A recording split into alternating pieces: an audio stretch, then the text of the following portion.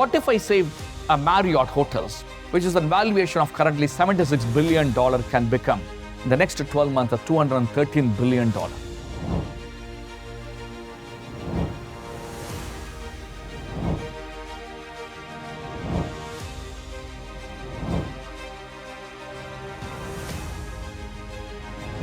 What happens if every Amazon user become a shareholder? Can Emirates Airlines, without touching the ownership, can they achieve a $40-50 billion capital rise in 2 days? Important, in 2 days, can they raise a $40-50 billion using digital asset? Is it possible? 100% possible. What if I say all these are reality, not a hype, not a dream? This can happen. And this is going to change. When you marry the digital asset world with the traditional capital markets world, we call this as a new age wealth. Welcome to the new age spectrum.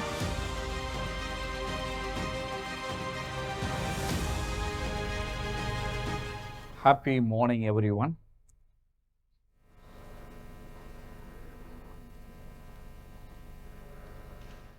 Where would I start? By thanking, we never ever expected to be in Sharjah. It's a surprise, but it's also our privilege to be in Sharjah. If we had not met Omar, the conversation with Omar happened outside the UK Parliament for a couple of minutes. It's what he used is the trust. In the moment he said, we want you guys to be in Sharjah. That's it. We decided we will be in Sharjah. We are always humbled to have a choice to be in Sharjah. And we also promised to Omar, next year we will do a larger setting, larger event. And we want to bring in global investors' attention to Sharjah.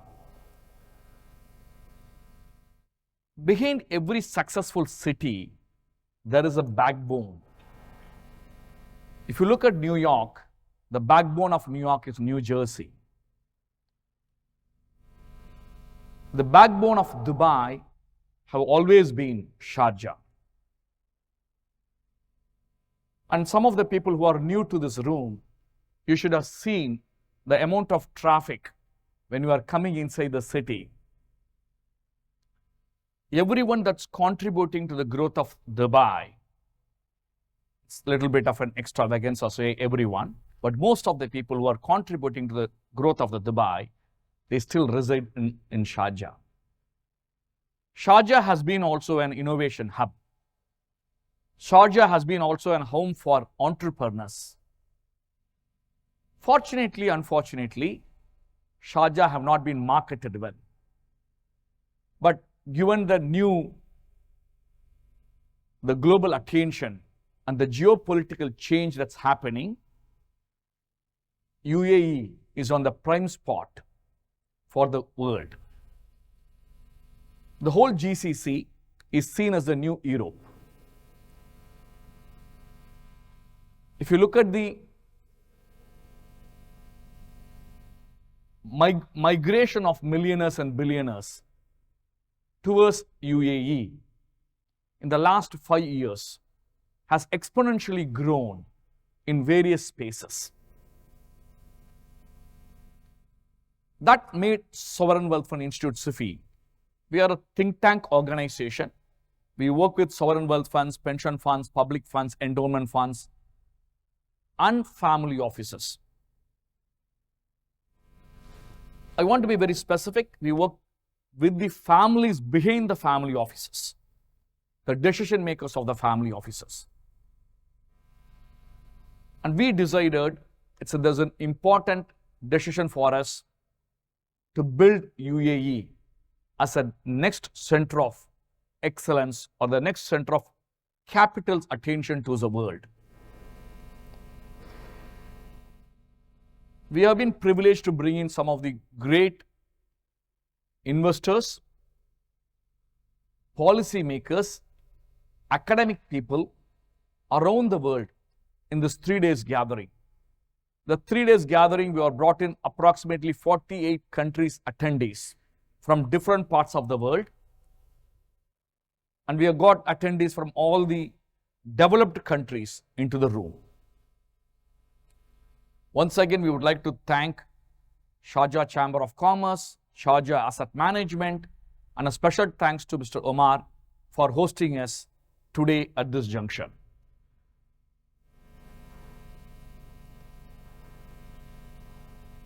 One of the core themes that we have taken in this year is on something called the digital asset space. I don't know how many people follow the digital asset space. There is a new asset class that's emerging. We call them as a new age wealth. Millennials, Gen Zs are hooked on to this asset class. We also call this one as a digital media asset class. If you open any digital media account, there is a discussion going on about this, the digital assets and the crypto world. There are a lot of noises.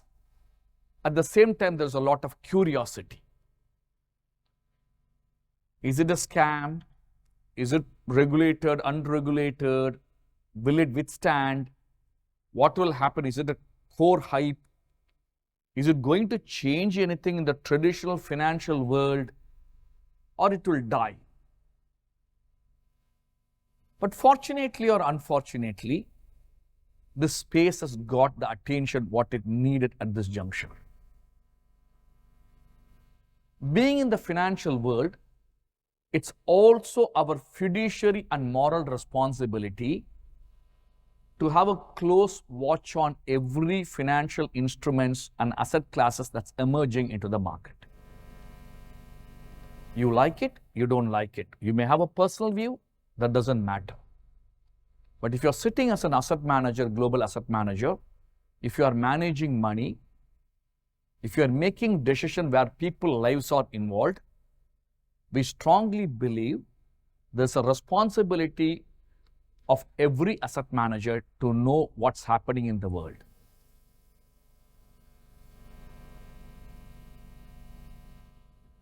Dollar was not the prominent currency. Pound used to be the prominent currency of the world.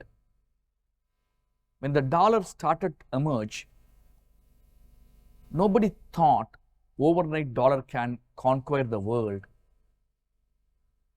They always had an opinion, pound will be still the most powerful country in the world. At some point of time, people started to feel they lost the bus. It was too late when they want to catch up. 65 countries in the world, their currencies are pegged to US dollars. Can dollar be destabilized overnight? Will the dollar completely go away? It's not possible.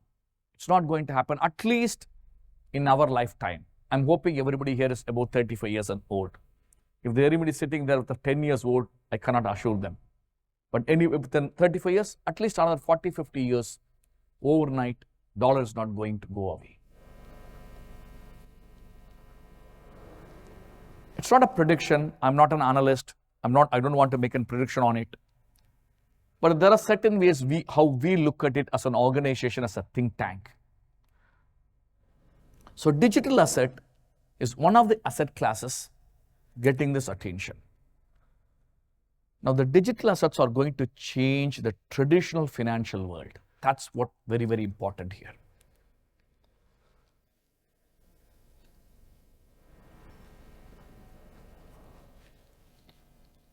Who decides the valuation of a company?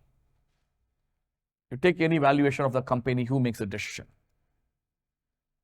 If I ask on a common view, people will say it's investors and the markets. There's a question here, is all the investors who decide the valuation of the company, or the end user of the product and services the company provide? Or these investors who decide the valuation of the company, or just have an economic benefit towards that company? If they have just an economic benefit towards that company, then the question comes in, is that valuation fair? Is it right? Because if they want to looking for a short-term gain, they can pump it. If they're looking for a long-term gain, they can completely alter the valuation of the markets, those companies. Let's take some examples. What if I say the valuation of an Apple, which is an Apple company today, which is $3.4 trillion valuation today, can become $30 trillion in 12 months. I'm not making any predictions. I'm not doing any predictions here. I want to be very clear. And I'm not recommending anything. I'm not a financial advisor. We are a think tank. Our job is to think crazy, think mad. Our job is to communicate madness. I love to be called crazy and mad. That's what our job is. What somebody is not looking, we want to look at it, because that will provoke people to start thinking in a different way. 25 years back, somebody said you can send something to Mars. Somebody made a movie, that movie becomes a reality today. People said that you can travel one country to another country, which used to be 15 hours, in 1 hour, that make a reality today. So our job is to think mad and think loud. What if I say the valuation of the Apple, which is a $3.4 trillion company, can become a $30 trillion in 12 months? What if I say the valuation of Amazon, which is $2.3 trillion today, can become an $18 trillion in 12 months? There is a method to madness. Why 18 trillion? Why 30 trillion? There's a method to madness. What if I say a Marriott Hotels, which is a valuation of currently $76 billion, can become in the next 12 months a $213 billion? What if I say all these are reality, not an hype, not a dream? This can happen. The purpose of the capital markets is not to regulate. The purpose of the capital markets is not just for capital rising. The purpose of the capital markets is not for listing and trading. There's a greater purpose behind the capital markets. The greater purpose behind this capital markets is to enable everyone to own a piece of the company that they like, that they know, that they use the product and services. Historically, if you look at the capital markets emerging or started, British East India Company, Dutch East India Company, or the Hudson, or the railways, if you go back and look at those first public listed companies, those companies were hardcore shares bought out by the users of those companies' products and services. They were part of the company. They were doing business with the company. They thought, hey, I want to own ownership of this company, but there's no way I can own ownership of this company. But what happened over a period of time, these companies are no more owned by the people who actually use the products and services. These companies are owned by people who want to make just economic gain, period.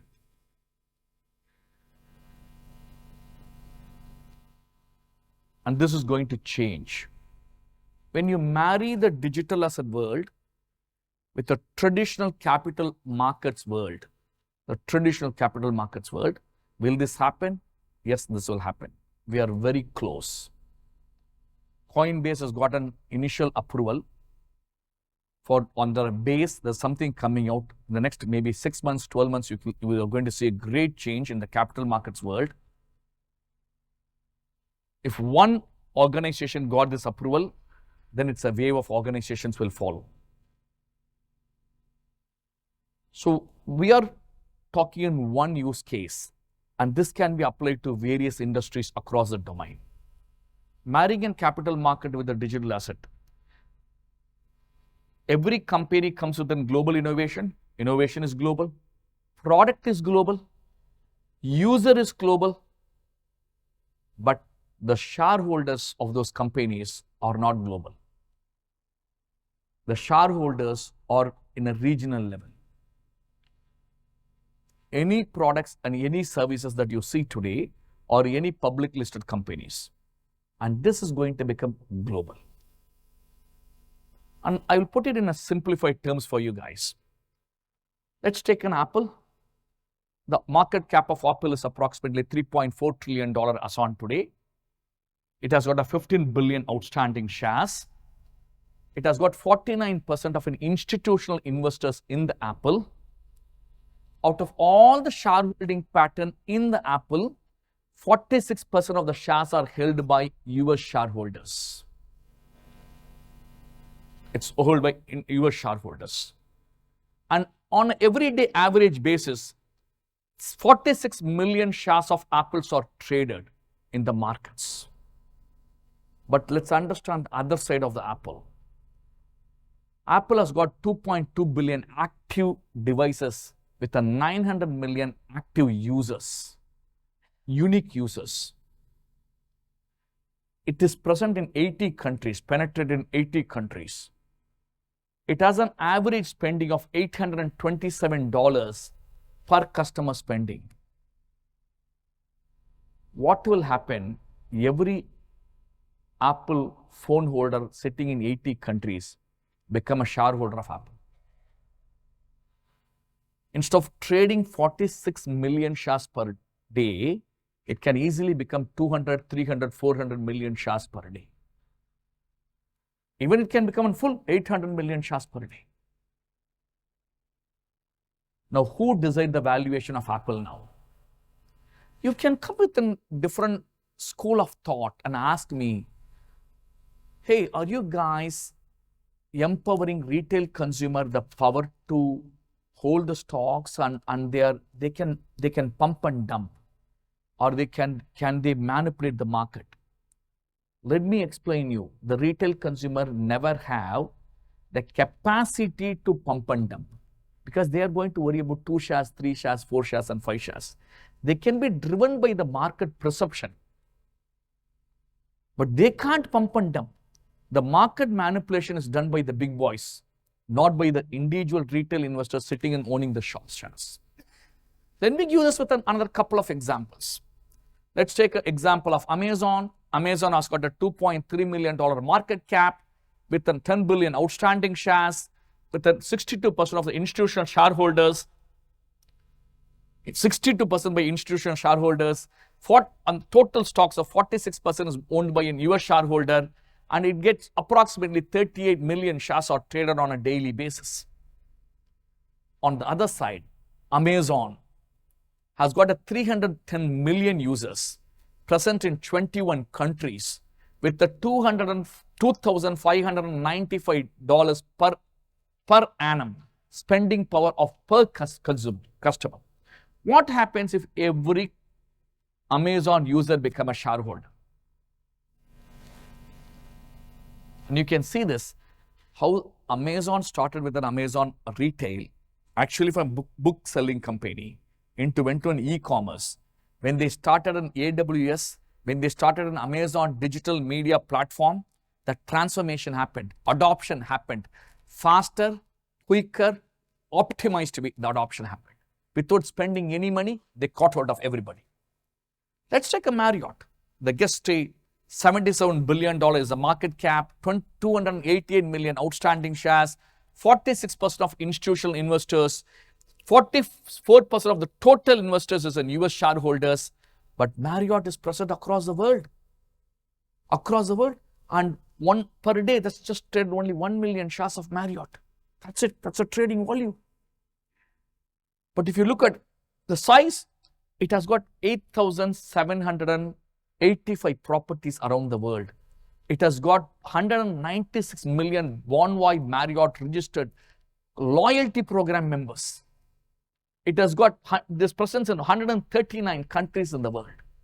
It has got 1.5 million room keys That means approximately they have 500 million room nights of 1 billion room nights. And they have been selling 400 million room nights per annum on a 70 to 80% occupancy. Every guest who stays can become a shareholder. This is all I spoke about public listed company. I want to touch base a privately held company, and which is relevant to this audience. We are talking in Sharjah. Let's talk about an Emirates Airlines. It's a purely privately held organization. It's very tough to find information about Emirates Airlines since it's a privately held organization. It has in 2024, it has a $37.4 billion revenue. It has approximately $4 billion profit, $4.7 billion profit. It has a valuation by institutions, not by the market, not by the real people who, as a passenger who enjoys Emirates Airlines, by the institutions, approximately $56.5 billion valuation. Let's see the other side of the Emirates.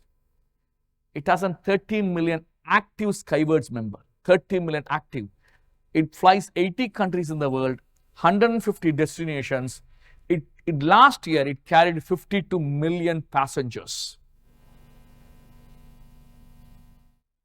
Can Emirates Airlines, without touching the ownership, can they achieve a $40-50 billion capital rise in 2 days? Important. In 2 days, can they raise a $40-50 billion using digital asset? Is it possible? 100% possible. In 2 days, what it takes to do an organization, a 6 to 9 months to even to think about $1 billion, $2 billion rise, can rise a $40 billion money just from their loyal consumer, an end user who has used Emirates. They don't need to go outside their market. They can just promote to the user. All the consumer database is already with them. They have your passport detail if you have flown in Emirates. They have your email ID, mobile number. They have your age group, the socio-economic demographication. Even they have your food choices, what you ordered. If you have used internet inside Emirates, they also know what are the Facebook, Twitter, LinkedIn, what handles you opened, when you opened, how long you used it. They have every possible information. It can become a public listed in a matter of time. And this change is happening. We call this as a new age wealth. Welcome to the new age spectrum. Our objective is to engage, empower, enable, educate people. That's what the whole core value of SIFI is all about. And we believe the digital assets with the traditional assets will transform, and the capital markets can become a global income, global wealth, and global accessibility. If you would like to know more information about, we started this new initiative called the New Age Wealth Initiative in educating people. We love to have your contribution, and we love to give our contribution to you. If you'd like to know how more information, get into a website called greatex.com and get educated more about that. Thank you so much. Appreciate everyone's time.